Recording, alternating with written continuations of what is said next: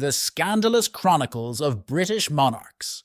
Ah yes, the glorious history of British monarchs, a tale of inbred nobles, petty squabbles, and enough scandals to make a soap opera blush. Before we get to the juicy bits, though, let's dismiss all those so-called rulers prior to William the Conqueror. Who even remembers those savage Viking and Anglo-Saxon brutes? Just a bunch of unwashed barbarians grunting at each other between raids and mead binges. Not worth wasting our precious time on such lowly peasants. William I, 1066 to 1087.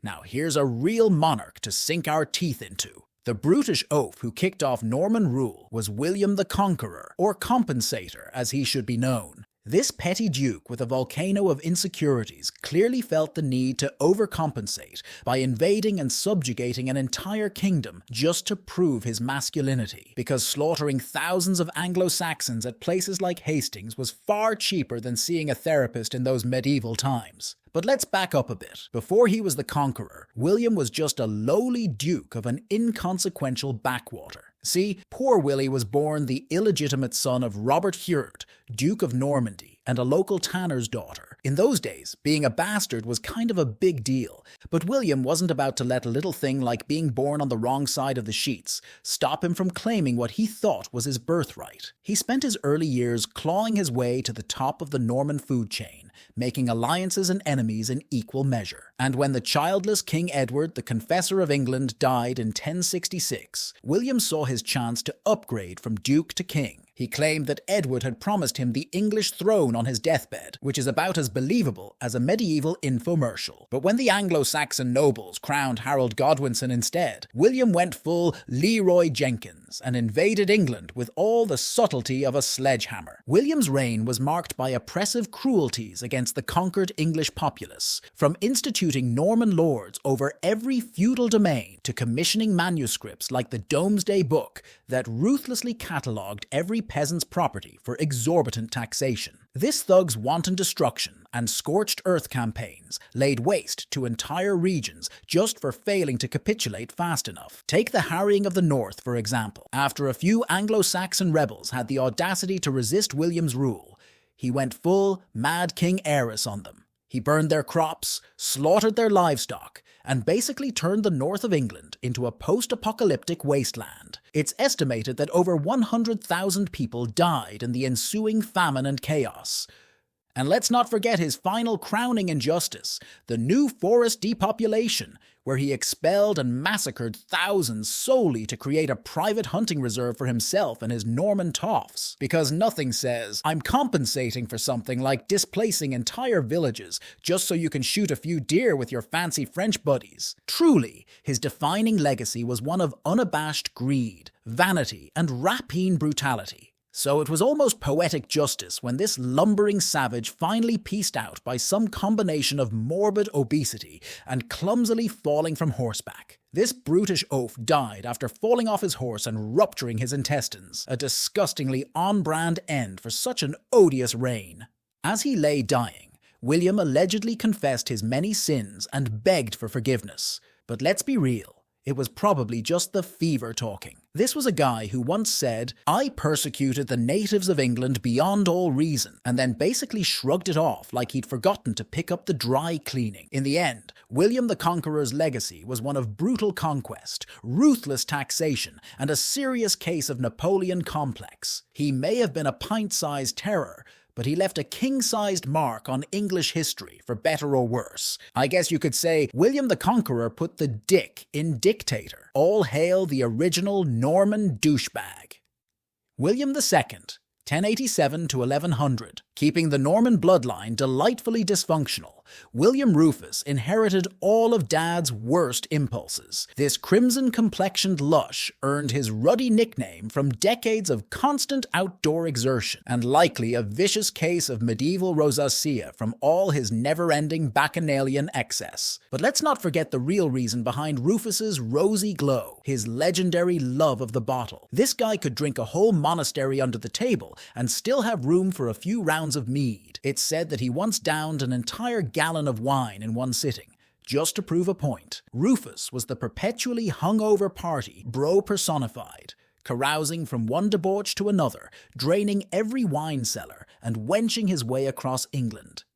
When he could rouse himself from stupors long enough to play at ruling, William mostly concerned himself with increasing taxation on the peasantry to ruinous new heights, just to fund his lavish indulgences. And by lavish indulgences, we mean building sprawling palaces, importing exotic animals for his menagerie, and throwing the medieval equivalent of a frat party every other weekend. Who needs responsible governance when you've got a pet leopard and an open bar? And of course, no accounting of Rufus's shambolic reign would be complete without mentioning his bitter feud with Mentor Anselm over the matter of church taxes and investiture rights. It all culminated with the apoplectic king's infamous purge of Anselm and cronies for failing to rubber stamp his secular authority over clerical affairs. You see, Rufus had this crazy idea that maybe the king should have a say in who gets to be a bishop in his own kingdom. Anselm, being the killjoy that he was, disagreed. Cue a years-long battle of wills that made the Trump-McCain feud look like a playground tiff. In the end, Rufus won out, but not before earning himself a one-way ticket to papal excommunication. Oops. This loutish king's reign was finally brought to an abrupt and karmic conclusion in the New Forest of all places, when he was struck by an errant arrow during a hunting expedition. Whether by assassin or just poetic cosmic forces, it made for a suitably ignominious end for a sovereign who devoted his life to carnal vices and persecuting the pious. My money's still on the servant with the crossbow getting fed up with all those drained wine cellars. Henry I, 1100 to 1135. Continuing the Norman hot streak of siring over-entitled dudes, we come to Henry Beauclerc. This lecherous ruler spent so much energy wenching across the realm that he sired over 20 bastard children, and apparently put little similar effort into coming up with unique names for all his illicit sprogs. I mean, seriously, Henry, you couldn't come up with anything better than Robert and William for your dozens of illegitimate kids? At least mix it up with a Cuthbert or an Ethelred every once in a while. Portraitists of the time captured Henry's essence perfectly, with his constipated, pained expressions no doubt stemming from the perpetual blockage of medieval birth control by way of constant impregnation. It's no wonder this glutton ended up literally eating himself to death on a surfeit of lampreys, considering how much effort he devoted to self-indulgence.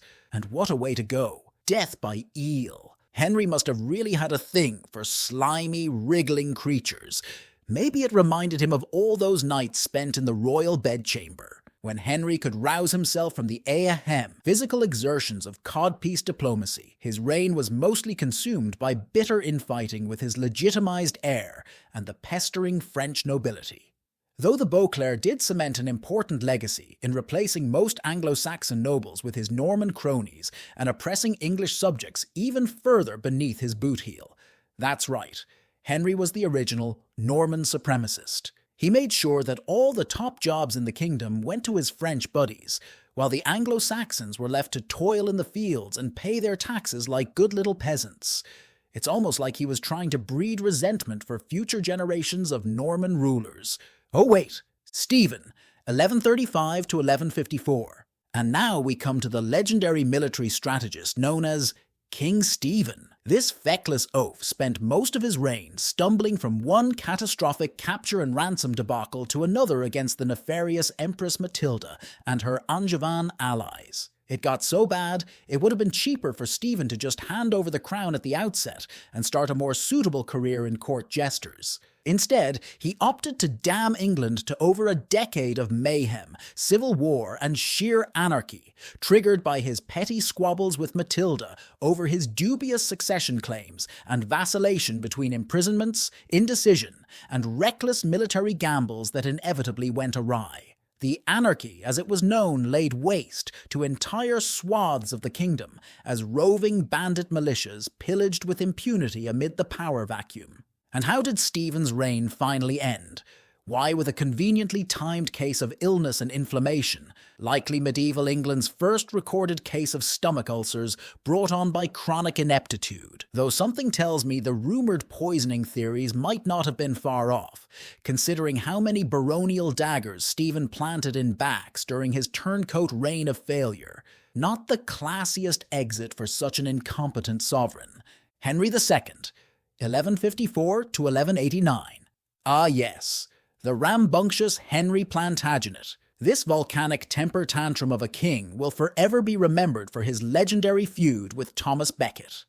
The arrogant archbishop dared defy Henry's authority by putting ecclesiastical interest before mindlessly stroking the monarch's perpetually bruised ego and never-ending whims. Well, we all know how that confrontation climaxed, with 4 of Henry's knights taking "Will no one rid me of this turbulent priest?" as literal marching orders and proceeding to brutally butcher the defiant Becket right inside Canterbury Cathedral. So much for that little constitutional principle of separating church from state authority. Not that Henry's domestic reign offered much respite from the exploits of his sanctioned thugs. The king spent his rule constantly warring with the barons, his insolent wife Eleanor, and his own legitimized brood of heirs, who all took turns shamelessly exploiting daddy's meltdown tantrums to press their own advantage. It got so bad that Henry increasingly fled the endless familial drama by burying himself in a succession of fruitless crusades and military campaigns abroad. And let's not gloss over the Plantagenets' other great accomplishments, like ruthlessly suppressing minority populations from the Welsh to the Irish, or unleashing the first of many brutal crackdowns against England's resurgent Jewish communities. This was truly a reign of domestic repression and turbulence, fueled by Henry's egotistical arrogance and reactionary rages against any threats to royal authority. Henry II, that tumultuous monarch whose life was a veritable drama, met his end not in the heat of battle or amidst political intrigue, but rather succumbed to the ultimate foe, time itself. After a reign fraught with familial strife, clashes with the church, and the relentless pursuit of power, Henry II breathed his last on July 6, 1189, in Chinon, France. His demise, while devoid of the sensationalism that often defined his life, marked the end of an era and paved the way for the ascension of his illustrious son, Richard the Lionheart, to the English throne.